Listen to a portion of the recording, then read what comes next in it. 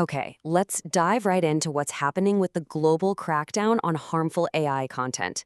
We're seeing this massive shift in how governments are finally trying to hold platforms accountable. And what's really interesting is that it's happening on multiple fronts all at once. This one headline from the Rand Corporation just perfectly captures the entire moment. For years, whenever harmful AI stuff popped up, it was always dismissed as some kind of rare bug or a glitch. But regulators are now looking at it completely differently. They see it as a direct consequence of how these systems are actually designed and built. So, how did we get here?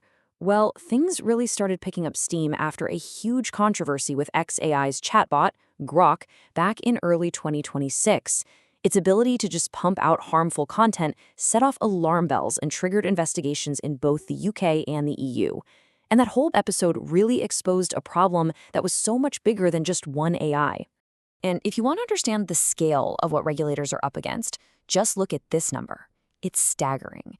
This isn't some niche corner of the internet.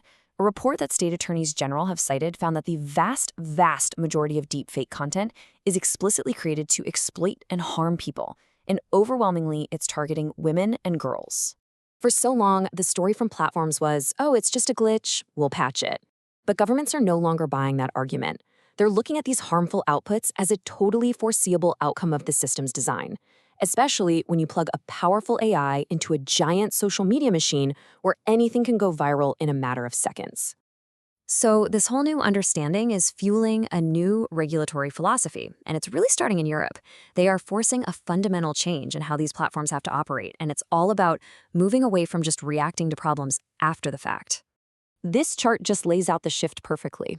The old way was completely reactive, right? You wait for something bad to happen, and then you play whack-a-mole, taking the content down. The new way is all about being proactive. It forces companies to actually think about the systemic risks from day one and build in real auditable safeguards to prevent the harm from ever happening in the first place. And this isn't just a suggestion box. This new approach is backed by some serious, heavy-hitting legislation. You've got the UK's Online Safety Act and the EU's Digital Services Act and AI Act. These laws now legally require platforms to find, assess, and deal with foreseeable risks. And we're talking about the whole shebang, from illegal content to really tricky stuff like radicalization and misinformation. Now, while Europe is zeroing in on system design, the United States is coming at this from a different but just as powerful angle. They're making the act of creating and sharing this non-consensual content a federal crime. And this is absolutely crucial. The law now has a crystal clear definition for the exact thing it's trying to stop. The Take It Down Act, which passed with bipartisan support, defines digital forgery. This gets rid of any gray area about what kind of AI-generated content is now flat out illegal. And believe me, this law, signed back on May 19, 2025, is not just for show. It creates some very serious consequences. We're talking federal prison time for people who create and share this stuff, with even tougher sentences if the content involves minors. The act also puts clear, new responsibilities squarely on the social media platforms.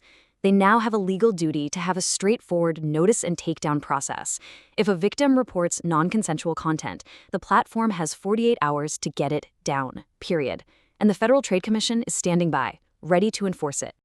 But as you can imagine, this approach isn't without some debate. Civil liberties groups like the Electronic Frontier Foundation have raised a red flag. They're worried that the language could be a bit vague, leading platforms to get overly cautious and start taking down lawful content, which could end up hurting free expression. Okay, so we've got systemic regulation in Europe and criminalization in the US. But a third, really powerful strategy has also popped up, and this one is all about going after the money that makes this whole industry tick. In a move that's pretty much unheard of, attorneys general from 47 states, we're talking a genuinely bipartisan coalition, all teamed up. But they didn't go after the AI companies directly. Nope.